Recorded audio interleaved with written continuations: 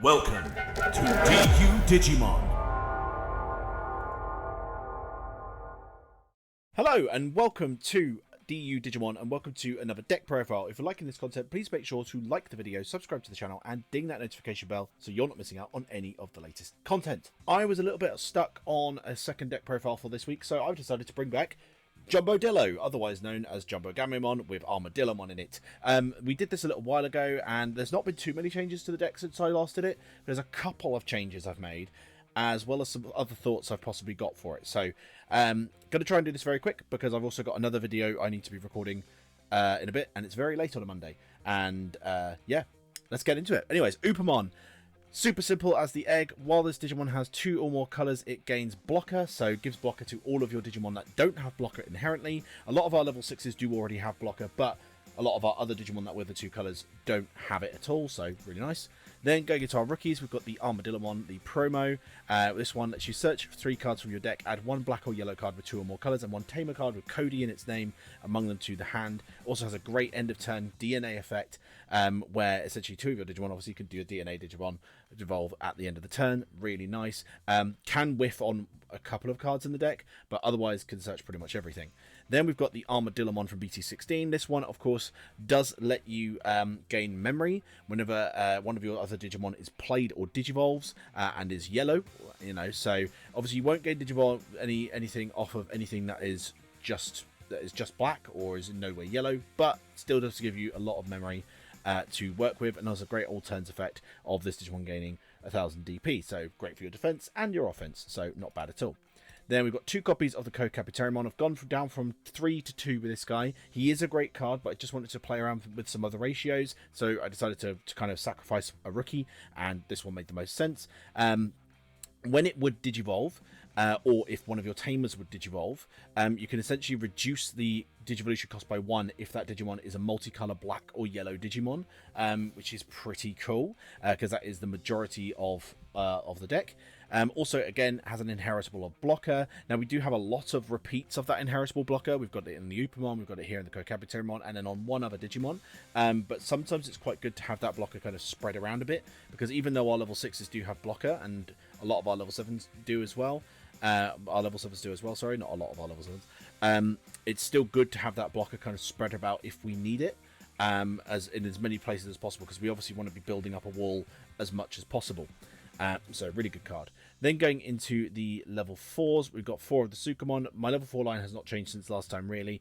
We've got the Sukamon, plays out after a battle in security, and has a non-deletion inheritable of one of your opponent's Digimon gets minus 3000 DP, so not bad at all. Really nice and cheap to play out.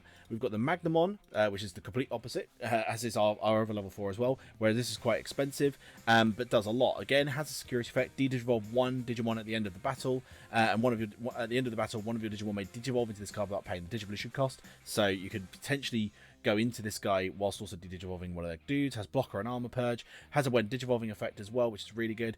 Trash the top Digivolution card of one of your opponent's Digimon for each of that Digimon's colours, then return one of your opponent's Digimon with no Digivolution cards to the hand. So this guy's an ace killer. You can just send those straight back. Obviously you do have to be wary, because if they've got a live target and you want to attack in, then you're just giving them their ace back, so do bear that in mind.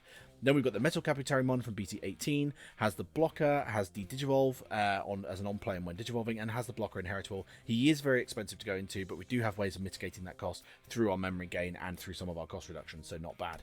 Then going into our level 5s, I'm going to first go into Shakuamon.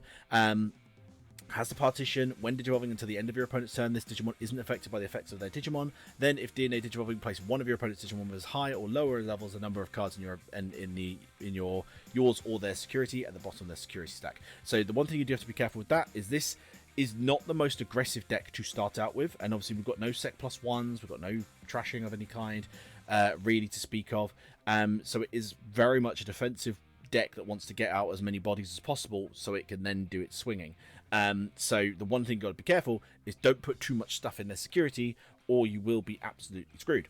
Has Partition as the inheritable as well, really good. We've got 3 copies of the Etamon as well, down from 4 to 3. He is an incredibly good card, and honestly, I'm tempted to keep him at 4 and bump our other level 5 down to 1, but I don't like one-offs, so I'm trying to avoid one-offs if I can. But we all know how good Etamon is. It minuses something by 3k, forces it to attack in, perfect for an ace play, and it does have a really good inheritable, where if one of their opponent's Digimon attacks in, you can reveal the top 3, and you may play a black or yellow Digimon card with a play cost of 3 or less from among them to, out into the field. You then do have to trash the rest, so you do have to be careful because you don't want to thin your deck out too much. And we do a lot of drawing in this deck, so there is that. And our other level 5 is Saberdramon Ace from LM.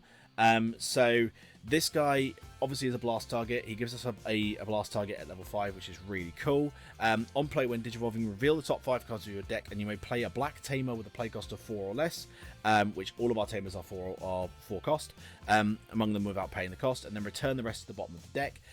If you have a Tamer, you de-digivolve one of your opponent's Digimon, and then it's actually an ace with an inheritable as well, of when attacking, de-digivolve one of your opponent's Digimon. So pretty good. The only issue with him is because he's not 2-color, he doesn't gain the blocker from our Upamon, and he can't be searched by the Armadillomon, which is kind of rough.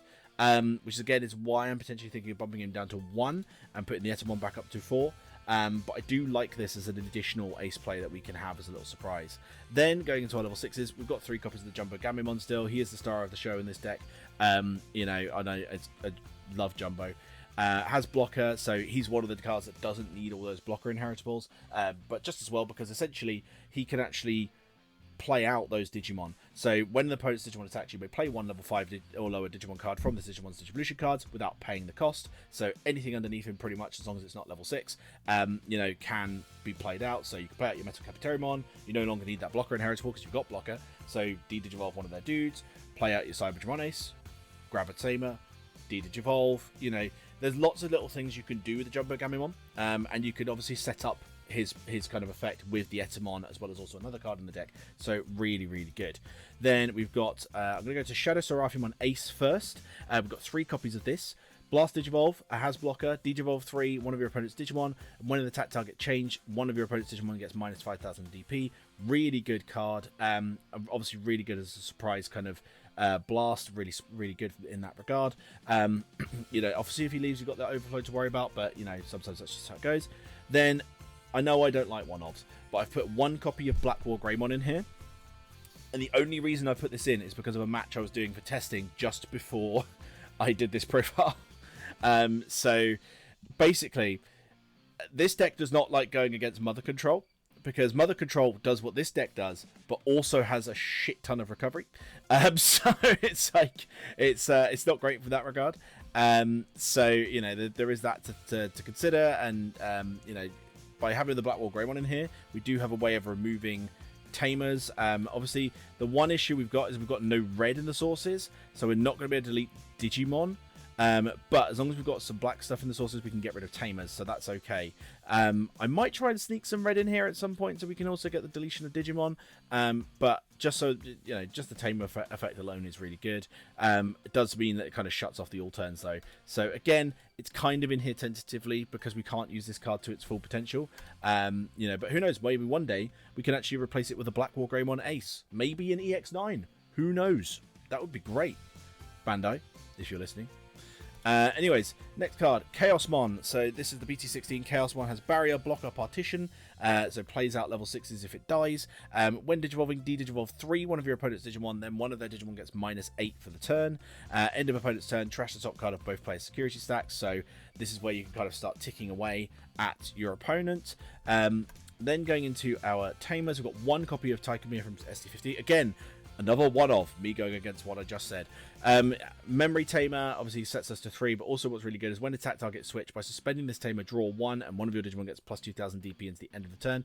Very tempted to bump it up to 2, because it can really come up to have that extra 2k. Sometimes we're not quite big enough. Again, the Mother Control matchup, they had 2 ties out, and they're already at 15, so they're going up to 19. We're never catching them up. So by at least having 1 more tie, yeah, in that specific scenario, we probably still wouldn't be catching up, but it would help us against other scenarios that were similar in the future, so there is that. We've also got 4 copies of the Cody and TK. We kind of need this at 4 because this is another kind of memory kind of fixer for us in a sense. It plays out an Armadillomon or a Patamon. We don't play Patamon from your hand without paying the cost, and at the next end of your opponent's turn, you return it to hand. So you do end up bouncing this back because of the DNA. Those you often find that you're not having to worry about that necessarily. Then what it also has is when one of your Digimon digivolves into a black or yellow Digimon by suspending this Tamer, gain 1 memory. If you're DNA digivolving, you de-digivolve one of your opponent's Digimon, which is really cool. So such a great kind of Tamer effect. Obviously gives us memory and de-digivolve stuff as well. Then we've got 2 of the Laplace's Demon. This forces them to attack at the start of main, so this is another card that can set up your Jumbo plays and your aces. So really good there for only 1 cost. Then the other kind of things we've added in from LM, we've got Sepia Memory Boost. This adds a black or yellow Digimon to our hand, and yellow meets its color requirements, which, unlike the defense training we were running before, this can actually be played if you've got just the Upamon. The Upamon could actually trigger it, whereas defense training, obviously, you needed to then digivolve into something on top of the Upamon. So that's already a marked improvement, even though we can't search our Tamers. But obviously, we've got another additional way of searching Tamers with the Cybertron Ace. And then obviously it has that gain 2 memory kind of effect, so really nice. Then we've also got the Black Scramble. Black Scramble is really good in this because it can play out a, obviously you can reduce cost with it. And then you've got the delay effect, being able to put stuff back into your deck. We go through so much of our deck so quickly. Sometimes being able to put just one thing back into our deck can make all the difference to stop us milling out. But the other thing as well is because it then can play out a black Digimon card with 2000 DP or less for your trash without paying the cost. Obviously all of this you have to have nothing in play, and if your opponent has something in play essentially.